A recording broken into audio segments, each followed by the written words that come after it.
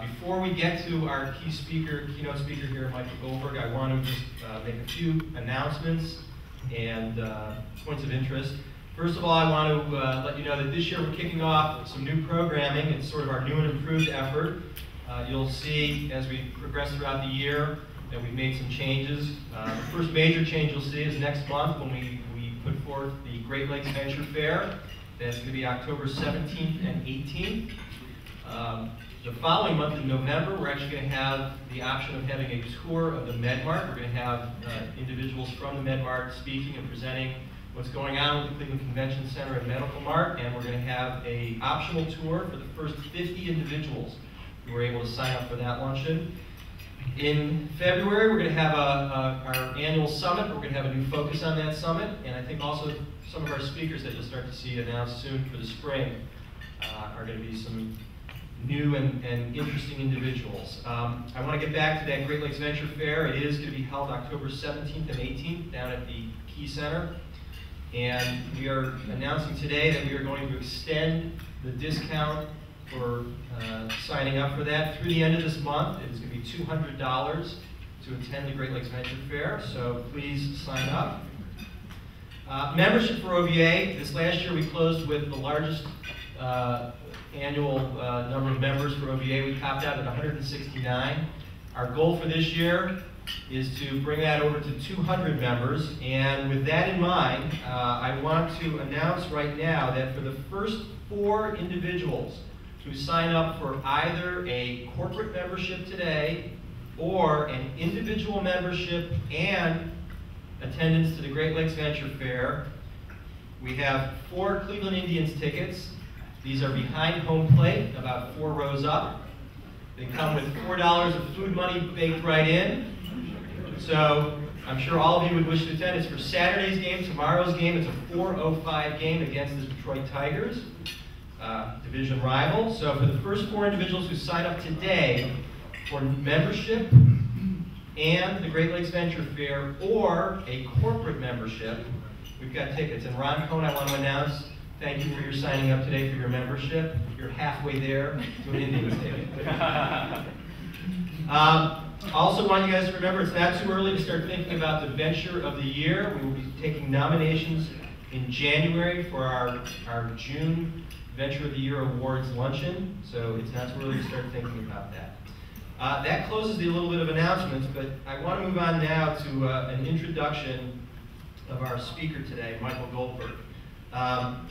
Typically when we do an introduction of a speaker, we're given a little bit of a bio on the individual. Now, this was the bio given to me from Michael. First of all, you'll notice it's fine print, which I can't read anyway, but it's also very extensive. And for those of you who know Michael, who see him on a fairly regular basis, Michael is one of the most quiet, unassuming individuals. About 2-3 years ago, he formally announced to me that he's becoming a curmudgeon. He's entering the curmudgeon status. And when you think about that as Michael Goldberg, but you read this, you realize this is not an individual who's sitting back and not engaging with other individuals. This is an individual who is active and has done quite a bit. Michael actually asked me not to read what's on here. And I'm gonna not go around him on this, but for those of you who are interested, we'll leave this sitting on the table. You can read it later. There are some key points, though, that I do want to let you know about, and Michael will probably bring up a little bit of this in his presentation. Currently, Michael is the managing partner of the Bridge Investment Fund, and Bridge, which has offices in Cleveland and Tel Aviv, is a venture capital fund focused on investing in Israeli medical device companies that have synergies with the leading healthcare institutions in Cleveland. That's how I know Michael, because Michael shares an office with BioEnterprise, so I see him on a fairly regular basis, and he brings a lot of great opportunities to this region, and BioEnterprise is working diligently to support some of these opportunities. So it's very important, and I'm glad to see that Michael is continuing with Bridge. The reason I say continuing is Michael actually spent the last few months, I think it was 6 full months, as a Fulbright fellow in Vietnam. And that's actually the basis of what you're going to be hearing from him today. And I'll let Michael get into that. But Michael returned, and his family returned over the summer. We're very happy to have him back. I am going to read a little bit on the bottom here, so I apologize. Michael is a native of Cleveland, so a little bit of a boomerang. He earned his BA from the Woodrow Wilson School of Public and International Affairs at Princeton University, his MA in International Relations from the School of Advanced International Studies at Johns Hopkins University, and most importantly, his MBA from the Wharton School at the University of Pennsylvania. So with that, I will introduce you and I'll bring on Michael Goldberg.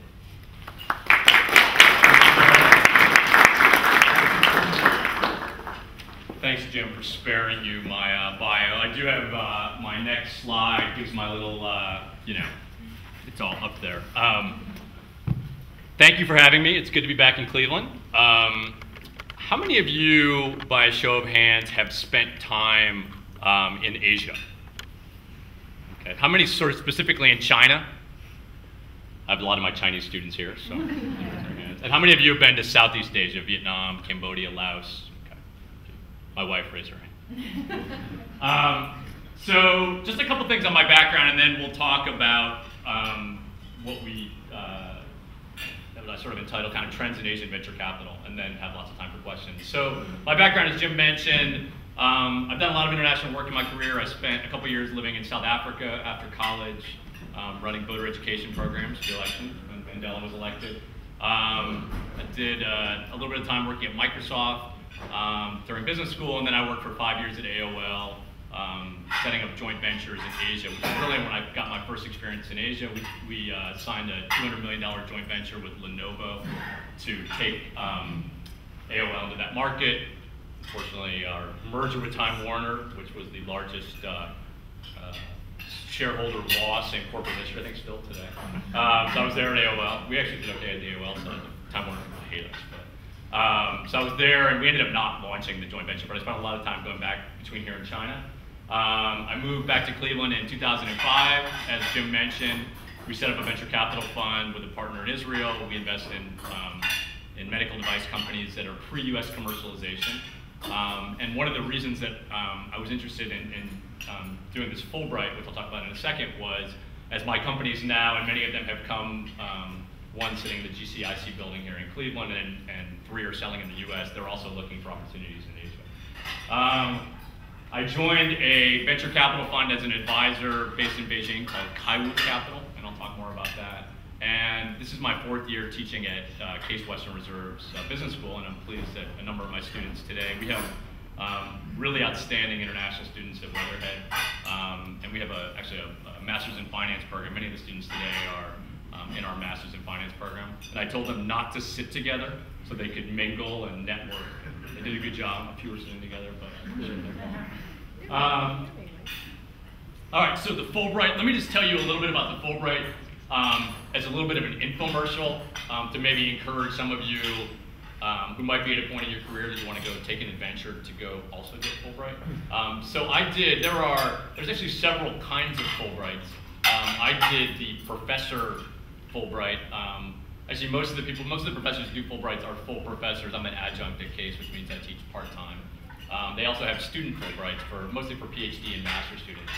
For professionals, they have a Fulbright, it's a shorter term Fulbright. It's a 2 to 6 week program where you can sort of go into markets. Around the topics of entrepreneurship, there is tremendous hunger and interest in what we're doing in the US. Clearly, this is an area where we have global leadership, and as evidenced by the success of many of our companies, but also the ecosystem that we've created. And one of the things that I want to talk about today is some of the things that I did while I was in Asia that really highlighted what's happening in Ohio and Cleveland specifically as an example for how markets like Vietnam can build their ecosystem. If you have any questions about the Fulbright and doing it more specifically, talk to me. The nice thing about doing the Fulbright is whenever you speak, there's a picture of me with my kids. They make huge banners for you, like I was in Burma. So every time they have a nice fancy banner, which is nice, and I don't know where mine is. I was based at a university in Hanoi called the National Economics University. It has 45,000 students. And I taught a course there, actually with a Vietnamese professor on entrepreneurship while I was there. Okay, so just a little bit about what I did during my 7 months in Asia, just to kind of set the stage for what I'll talk about in terms of the trends that I saw there. So About 2 years ago, I joined a Chinese venture capital fund called Kaiwu Capital. And we'll talk about some of the trends that are happening around capital raising in China right now. Kaiwu was started by a number of partners that had worked at other funds. It's a first-time fund. Folks had never worked together. For those of us who are in the venture business here, we know how tough it is to raise capital, particularly as a first-time fund for people that have never worked together. These guys raised about $100 million in Chinese currency and are now trying to raise a US dollar fund. So they're based in Beijing and in Shanghai. About a third of they do what they call TMT, technology, media, and telecom. It's kind of their main part of their business. They're also very interested in healthcare investing and also clean tech. Many of the venture funds in China look exactly like them in terms of kind of disciplines. They're doing that same mix. So I joined Kaiwu about 2 years ago as an advisor.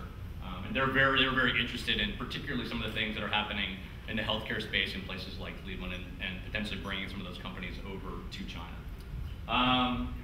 I spent a lot of time actually while I was in Vietnam with the relatively small venture capital community there. It's too bad our friend Mike Stubler isn't here. DFJ and Draper Triangle is in the Draper network. Draper has an affiliate fund in Vietnam. IDG, which is a Boston-based fund which got into China pretty early, is actually the leading venture fund in Vietnam. The capital that's been raised for venture capital funds in Vietnam actually comes from limited partners outside of Vietnam. So they're not seeing domestic limited partners or investors beginning to support that market there. So I did a lot of work with entrepreneurs there. About 2 or 3 weeks ago, there was an article in the New York Times about an accelerator called the Founder Institute out of Silicon Valley. I'd actually never heard of it. The guy who started it is a guy named Adeo Resi. He started The Funded. And it's a global program to basically do a lot of the things that leading incubators in the US are doing right now in terms of mentoring and training entrepreneurs. So I was a mentor in their program in Hanoi. 2 of the companies that I have up there, Biaki is a CRM, kind of localized CRM in Vietnamese. Ipota is a Vietnamese app store, localized app store. Very similar to what we see in China in terms of localization of companies and technologies that have worked well in the US. I mean, Vietnam is 80 million people, so there's clearly a market there for technologies. I think one of the big challenges for Vietnamese startup companies is, can they grow their businesses outside of Vietnam? And for an investor community that's looking at investing there, you know, the opportunities are there, but somewhat limited in terms of growth. So I was working with Founder Institute, and that was a really good experience. Spent a lot of time with students. I mentioned I was at National Economics University. We did a lot of like Skype sessions. Actually, that was one of my former students from Weatherhead, Ryan Galloway, joining me there. One sort of note, for any of you who sort of are, even if you're doing personal travel to parts of the world, this is a picture actually at the American Embassy. Every American embassy has something called the American Center, where they have, it's sort of our public affairs office where they have speakers come in. If you ever happen to be sort of traveling anywhere in the world, let the local public, the American Center where you're going, know that you're there. And if you want to talk about entrepreneurship, it's actually a great way. This is sort of filled room. My wife was Stacy, who was the director of marketing at Young Audiences, did a couple things there. I spoke there a couple times. It's really a fun way to engage with local people. I traveled for Fulbright. I had 2 translators at Toronto University and a banner. Which is always nice. So I did a lot of speaking on entrepreneurship and early stage financing. And in this picture, I don't know if you can't really see very well, I had a very diverse audience, including 2 monks that showed up at my presentation, which was nice. And that was in Vientiane, Laos. So I went to Laos, Cambodia, and Burma, Myanmar, to give lectures on entrepreneurship. So government relationships in that part of the world, actually any part of the world, but particularly in places like China and Vietnam, are critical. I did a lot of work with the Vietnamese Ministry of Science and Technology. They have a agency for technology, entrepreneurship, and commercialization. They love large, big acronyms, long names. You know, the role of government in China and Vietnam is a complicated one. I mean, these are still socialist, centrally planned governments with, you know, capitalist tendencies. So, they want to see private sector growth. They're very involved in that process, and certainly, it's much publicized in China and in Vietnam. It's really challenging when government hands go too far. I mean, the corruption issue in Vietnam in particular is a huge challenge for private investors and private sector companies there. For those of you, there's our friend Mark Katikia, used to be head of tech transfer at Case. I did a session, Lynn Ann, I didn't put your picture up. Lynn Ann was nice enough, Lynn Ann Grease from Jumpstart was nice enough to join as well. I did a seminar for them, really looking at kind of developing an entrepreneurial ecosystem. So they all sort of sat at night and we had these, kind of talking heads sitting in the US. Actually, I think your video didn't work that day. You were a talking voice. Yeah. But that was great. They're so hungry for this information. The people that attended this seminar are running incubators and involved in technology transfer, and they are so interested in what's happening in Ohio. And again, I'll talk about that a little bit. Global venture capital fundraising challenges. This is not news to anybody in this room who works in the industry. Performance as an asset class in venture capital has been challenging, to say the least, over the past few years. So subsequent fundraising has been really challenging. And we're beginning to see the fundraising challenges happening in China as well. I want to talk for a few minutes about the emergence of, and I refer to the fund that I'm doing some advisory work for called Kaiwu Capital, raising what they're calling Chinese currency or RMB funds. In 2007, the Chinese government basically enabled the formation of these new types of funds. Before that, all of the capital that was raised in venture capital or private equity in China was coming from foreign LPs, so foreign limited partners. You didn't have local investors investing. But beginning in 2007, the Chinese government and actually high net worth individuals within China started deploying capital in private equity and venture capital in China. A few note cards on the way out. This is part of my section. TPG, Carlyle, Blackstone, on the private equity side, some of the venture funds, Sequoia, there's some venture funds that have gone there well, have gone to China to try to raise significant funds. And they've raised money there, but they haven't raised as much money as they thought they would. The money is actually, and TPG raised, they closed on a $600 million fund in February of 12, but that was 40% of their target. So who are the funds that are getting the money in China? It's actually the local funds. So Honey Capital, which was actually started by some folks associated with Lenovo. Honey raised, they're on their 5th fund. They just raised in early 2012, $2.4 billion, and they've raised almost $7 billion over the lifetime of the fund. It's interesting that how the advantages of local Chinese currency funds versus foreign funds are, there's no foreign exchange controls for these funds. They can act more quickly in the market. They can obviously raise funds from local investors, and it's an easier to exit in terms of a domestic IPO. And I'll get into a little bit of what's happening in the Chinese venture market. So this has been, and this is really the only market in Asia right now where you're really seeing domestic capital going into to the private equity and the venture capital market. This is just a graph showing, 75% of the money for new funds in 2011 came from Chinese investors, 25% overseas. Even as recent as a couple years ago, the graph would be reversed. And before 2007, there'd be no Chinese investors. This just shows, sort of some of the trends around, deals. Tremendous spike in deals. 2007, there were 1,400 deals. The sectors that the Chinese the venture funds are investing in: internet, clean tech, telecom. And China is likely to surpass Europe by the end of this year globally in terms of sort of venture activity. Stage, and the fund that I'm working with is actually focused more on the early stage. Most of the money in the funds in China are going after expansion or later stage. Some of this has a lot to do with the limited partner or the investor base in China. So their patience for longer term exit and returns. I mean, even my own investors here, when we talk to, and Jonathan or others who manage venture capital funds, it takes a long time. I mean, the average from first amount of capital going into a company until exit, average in the US is taking about 11 years right now. You know, the hope is that it takes, 7, 8 years. You talk to a Chinese investor or a Vietnamese investor and you say, hey, I'm gonna take your capital, I'm gonna invest it in a portfolio of companies, and I'm gonna give your money back to you in somewhere between 8 to 11 years, they think you're crazy. They want their money back in 2 or 3 years.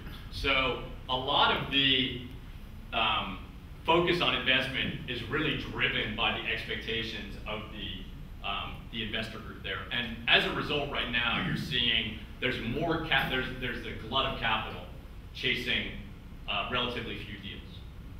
And the fund that I'm working with, they see that the opportunity is in the earlier stage. The challenge is raising capital from investors that get that it's going to take a while. This just sort of gets into kind of where the exits are coming from, and the on the IPO market. Anyway, the majority, I think, in 2011, I have it in my notes.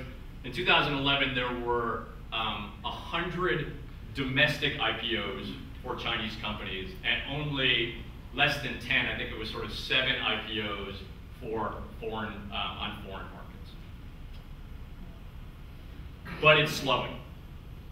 So, as much as there's some good news on the Chinese sort of capital formation side, I mean, you can see the stats even between, the first half of 2011 versus the first half of 2012 in terms of capital raised, number of investments, number of exits. Everything is slowing. And there's been lots of articles about slowing in the China market. It is still remains an incredibly vibrant and exciting place, and big multinational companies, big multinational investors are still looking there, but it is slowing.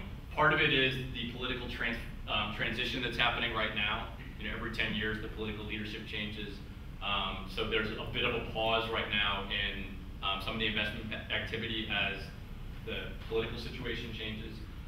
Remember that when we talk about the limited partner base for the funds, many of them are municipal governments.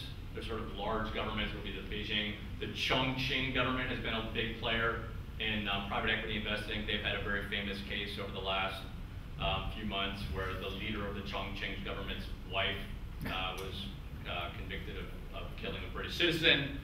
All of these things pose additional challenges in this sort of capital formation in places like Chongqing. I just thought it might be useful. There was actually a Cranes article on Alltech Medical Systems a couple weeks ago. And actually it was interesting. Chuck Soder in the headline called it Solon's Alltech, which actually to me sort of says how much it is kind of this global. So this is a company that has 25 people, 40 people sitting in Solon, 225 people sitting in China. This is a Chinese MRI company. Started by a guy named Mark Zhao, who worked for Picker here in Cleveland, and started a company which he sold to GE, went back to China, raised money from Chinese investors, and then because the talent in the imaging space is so strong here in Cleveland, he set up his US operation here in Cleveland. And I just thought it'd be useful just to kind of show capital flow, because we talk about, okay, here's this company, again, it's a Chinese company that's sort of sitting here in Ohio. Where does the capital come from? So the capital is from, their lead investor is Ximing Venture Partners.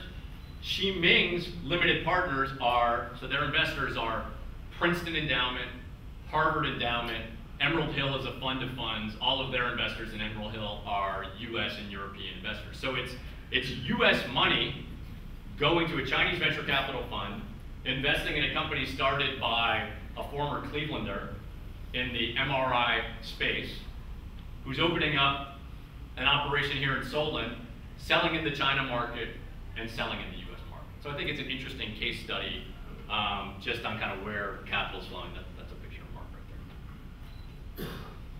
So what's happening outside of China? Because I spent the majority of my time, I did do some traveling between Vietnam and China, but I just wanted to kind of give you some perspective on Southeast Asia and what's happening in the markets there.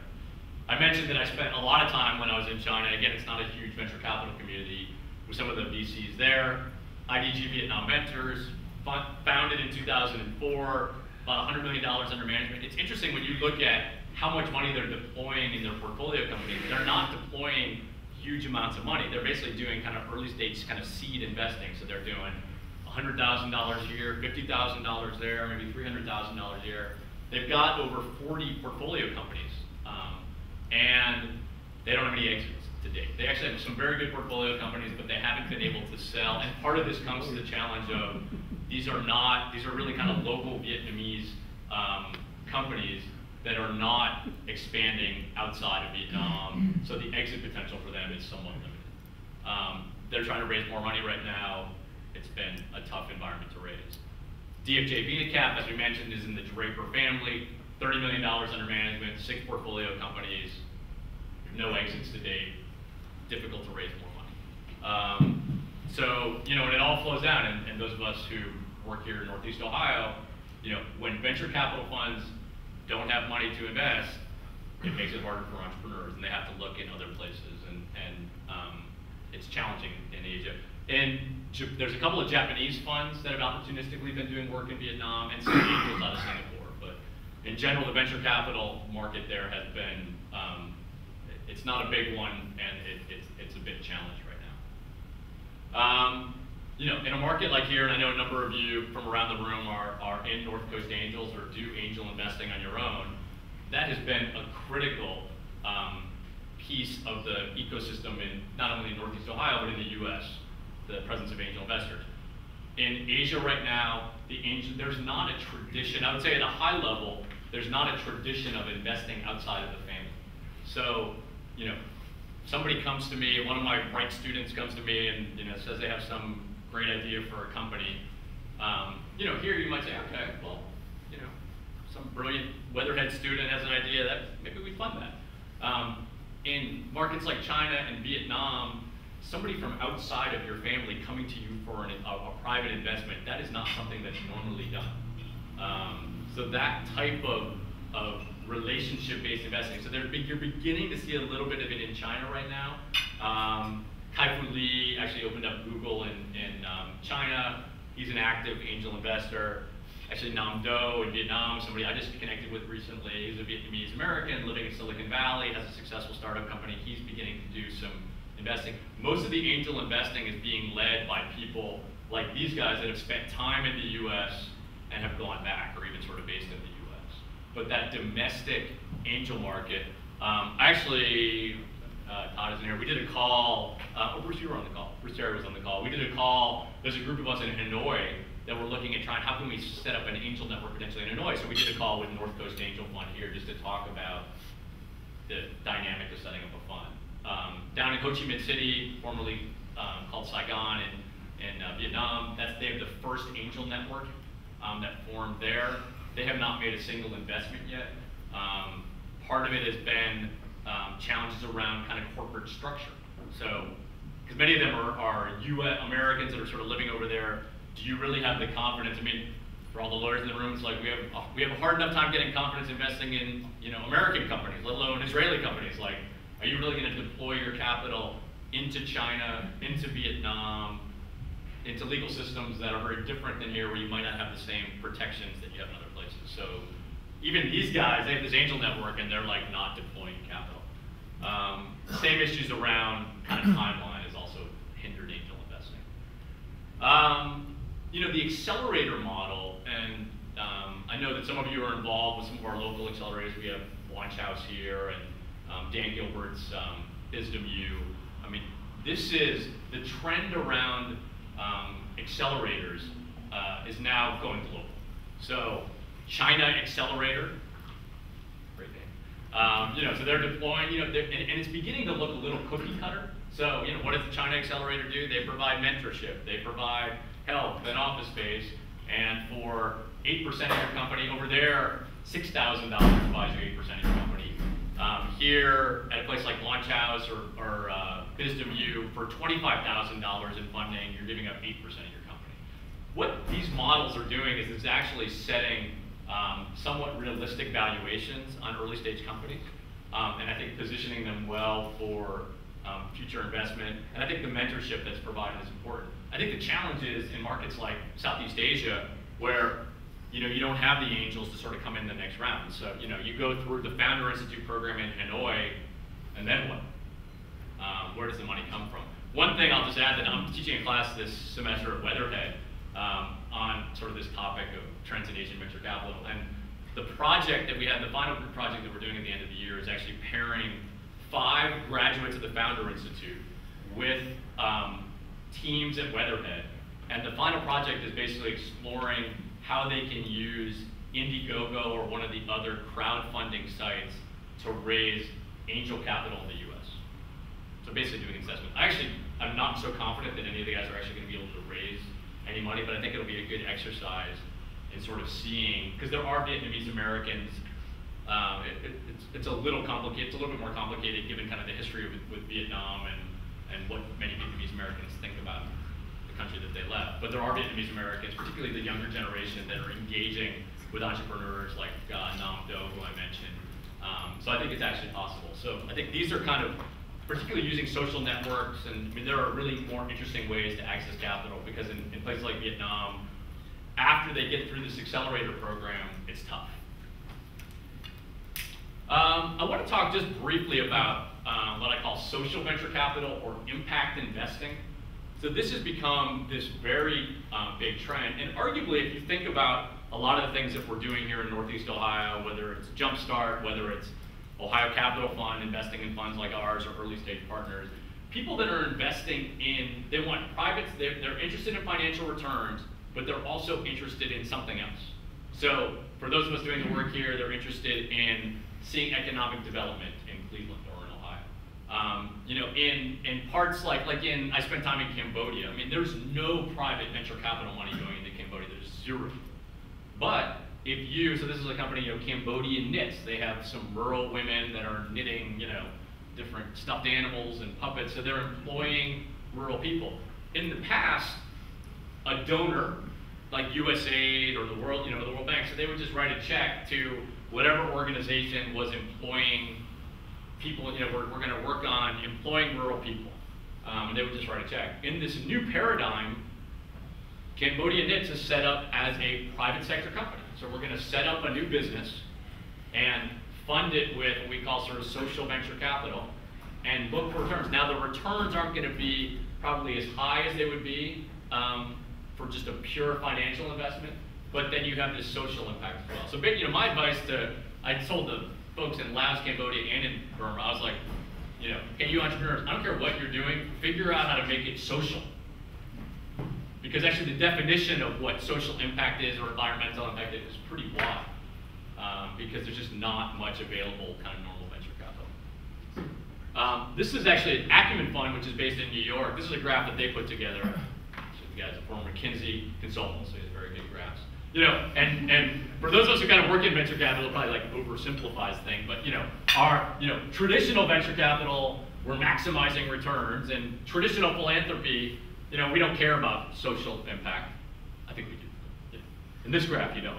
Here, philanthropists, just giving money and don't care about making any money. And this patient capital or social venture capital, something in between. So that's a very interesting trend that's happening right now. USAID, the World Bank, there's a lot of money that's going into this overseas. To just kind of like try to bring it home to here, what are the opportunities for Ohio-based investors or Ohio-based companies in terms of sort of engaging in these markets? There was this FMI Medical down in Akron 2 years ago raised $18 million from Chinese investors that believed that there was excellent synergies between what they were doing in the China market. So there is capital. I would say it's become even more challenging since this deal was done, and it's very opportunistic. In general, I'm not very bullish on the prospect of, call it Cleveland or Ohio companies being able to sort of really raise a ton of capital. It happened, but it's going to be probably fairly rare that you're able to pull it off. And for those companies that are able to pull it off, it's going to be based on probably very deep relationships and a product mix that really makes sense for that market. You know, I think that the more realistic thing that we're seeing, you know, across sectors from companies here is how do you access these growing markets? So, you know, this is Symbionics' you know, Chinese, you know, introduction about what they're doing. Symbionics is a early stage partners portfolio company. Many companies that we know here, whether it's, you know, whatever space that they're in, are looking to access these growing markets. The question is, how do you do it? Who do you partner with? Because you know, there are many people with relationships and relationships with governments and relationships with distributors. It's often very difficult sitting on this side of the world. As I know, where's Carl? Is Carl still here? Carl Bergman, is a good friend and does this kind of work. He can tell you lots of stories about the challenges of sort of finding the right partners on that side of the world. You know, I mentioned before, you know, we did this seminar. There's Lisa Delp from the Third Frontier talking about kind of our Ohio story in markets like Vietnam. So Lisa, as I mentioned, joined the same thing that we did with Nan. I think that we've got a great story to tell. I mean, in many ways, our experience here in Ohio and in Cleveland is much more relevant to folks working in Vietnam than the Silicon Valley story is.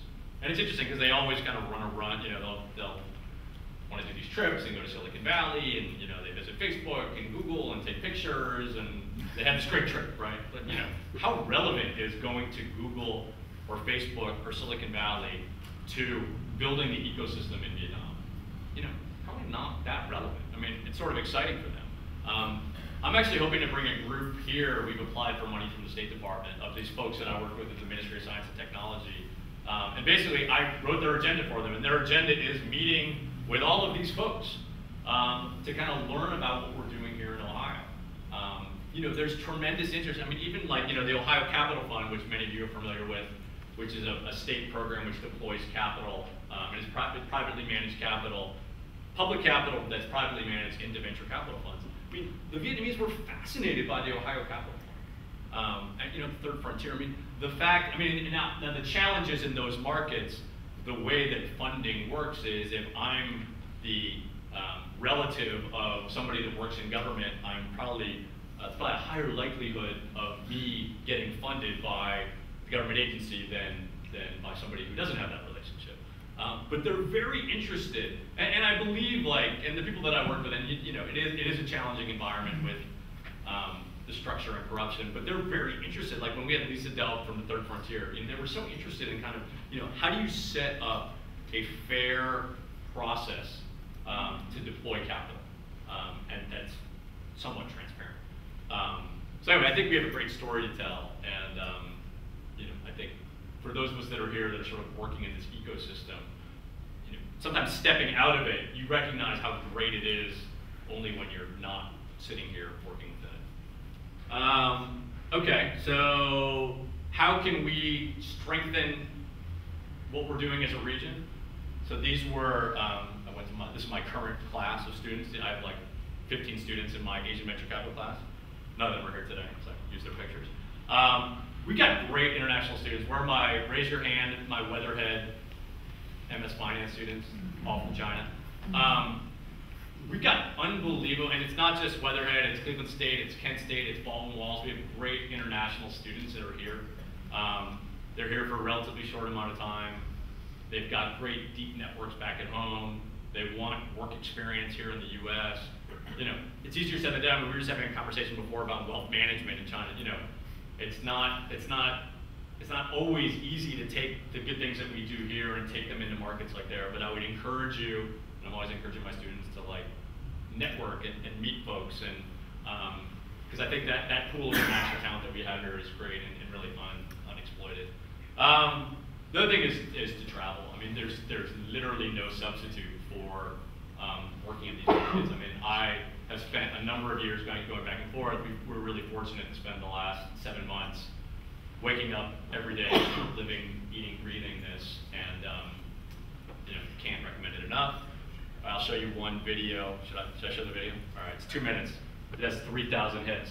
This is a young entrepreneur that a company that she's looking for funding for. Good job.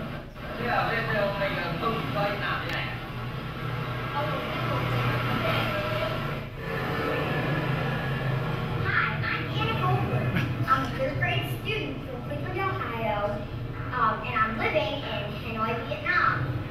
Today I will be helping answering the question, how and where do you buy chicken in Hanoi, Vietnam? Okay, well, if you want to buy chicken in America, you hop in your car and you drive to the grocery store to get a free wrapped chicken. But here in Hanoi, all you have to do is walk down to your local chicken lady. Let's go. Okay, this is Nikita. She's 23. She's our local chicken lady. Right now,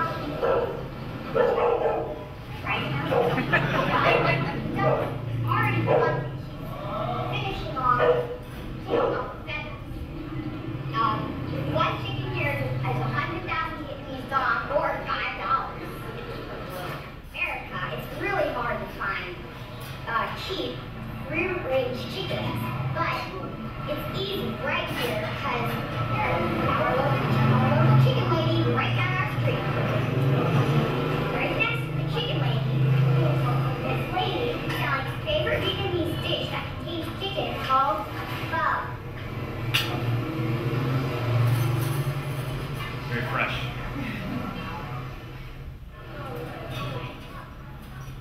Looks like somebody wants to buy some chicken. The chicken lady has to tie the chickens by their feet and weigh them. We edited out the killing. Poor chickens.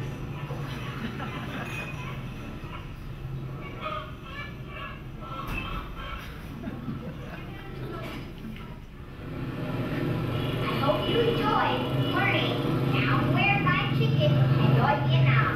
Bye.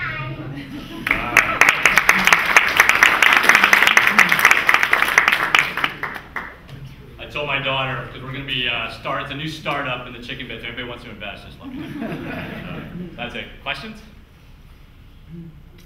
I got a question for you, Michael. So LPs, you know, over there it sounds like they're obviously becoming more sophisticated, and the typical stereotypical thing you think about China is American ideas getting ripped off with no intellectual property, and they're doing stuff there. Do LPs kind of prohibit that or put any restrictions on the use of capital from the venture community as far as that type of, you know? That's a good question. So the question is really around IP and IP protection, and then the role kind of LPs as they look at investing. Because it could be a great opportunity Funds. to essentially, you know, commandeer some IP Right. outside of the Right. country, make a great business Sure. model out of it, outside of the government controls, and yet ethically, Sure. it's probably not something they Sure. would favor, right? All right, it's interesting. I mean, there's been lots of, and it's a gray area. You know, I mean, there is a large gray area. I mean, there's clearly, you know, specific kind of violations, and then there's new stuff that kind of gets created, you know, which is sort of free and clear. And then there's this. I mean, if you look at, the first slide, you know, Baidu, which is sort of Google competitor. I mean, there are many great Chinese companies which have sort of formed by sort of taking an idea that wasn't. I mean, right now there's like 20 Groupons in China, as sort of for an example, and sort of making it local. I think in the world that we sort of live, that Mike lives in terms of medical devices, where it's, you know, the underlying value of the company really has so much more to do with that IP and can it be protected. I was talking yesterday actually with somebody that does sort of due diligence work for some investors and LPs, because yeah, you don't want, you know, if Princeton's endowment is investing in a fund that then is investing in a company that is clearly knocking things off, that's not something, you know, reputationally that Princeton wants to be associated with.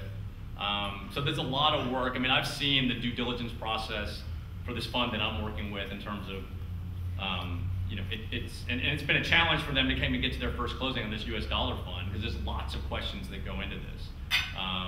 So some of it's really back-checking kind of reputational risk.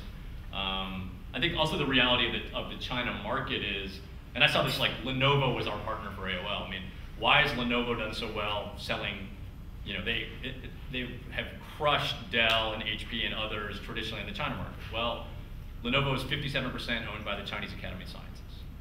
So they have deep government relationships, which means they have deep government customers too.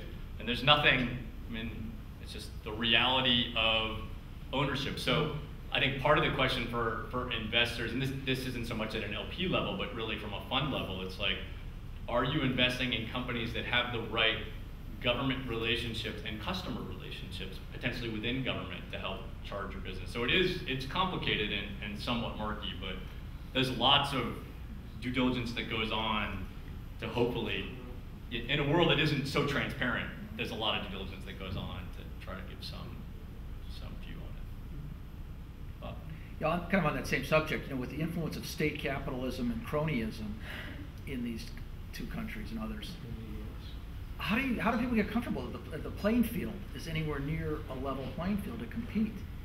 You know, when you have that overriding influence in the economy. Yeah. I mean, and I saw it in Vietnam. I mean, I went into Vietnam because you look at a market, certainly like China and Vietnam, in terms of sort of growth. I mean, versus what's happening in here and in Europe, and it's still even. I mean, the growth has slowed in Vietnam to 4%, but without. And there were a couple articles in the New York Times over the past couple weeks about there was an arrest of someone around corruption. You know, and these are just, even the Bo case down in Chongqing. These are like a drop in the bucket. I mean, you know, there's a few people that are getting arrested and convicted, but for the most part, there's a lot of things that sort of aren't, you know, being prosecuted. It ends up making it a challenging place to do business.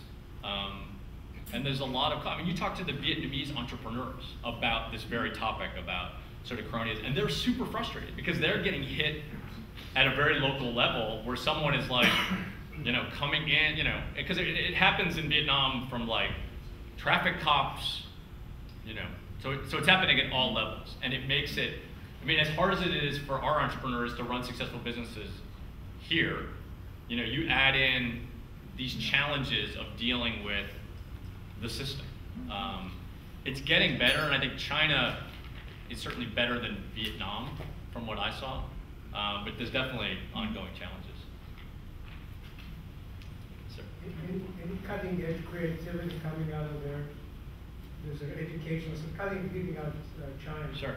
out of Vietnam, and Cambodia, and some. Any new cutting edge technology coming out? You know, it's a great question. Is there cutting edge technology coming out of Vietnam? I mean, in gaming, you know, sort of the software application space is really where they're playing well. I mean, not, and I think part of it reflects some of the challenges in their education system. You know,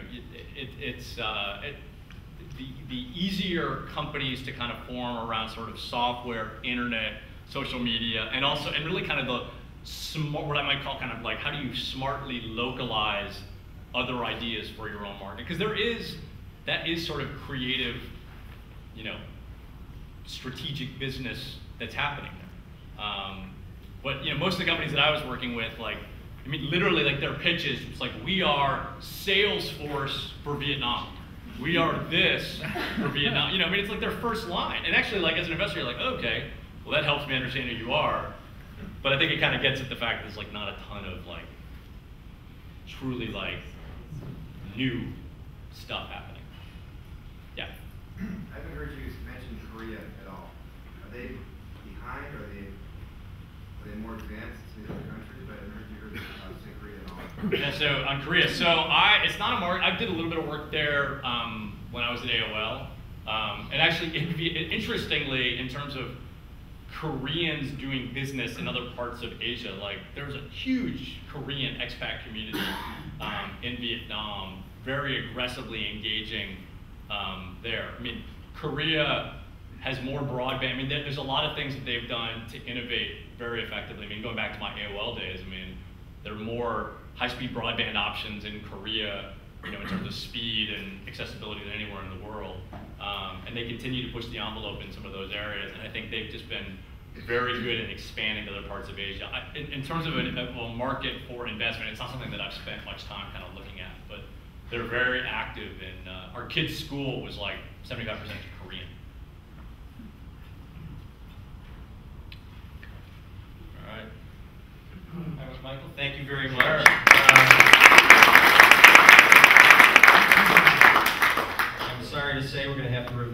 curmudgeon card. But Michael, I did want to thank you, and I want to present you with this banner. It is. Don't fold. Oh, we folded it. Oh, that's supposed to. I'm sorry. A reminder to everyone: the Great Lakes Venture Fair will be held next month, October 17th and 18th at Key Center. Please sign up. It'll be $200 through the end of the month to sign up. After that, I think it goes up to 1,000 or something. So make sure you sign up. I think it goes up to 250. So please sign up though. Also, one last time, a little offer for those of you who do sign up for membership today and single membership along with the Great Lakes Venture Fair or a corporate membership. 4 Indians tickets are available to the first 4 individuals. These are good seats, and you get $4 of free food with them. So with that in mind, thank you very much, everyone, and this meeting luncheon is closed.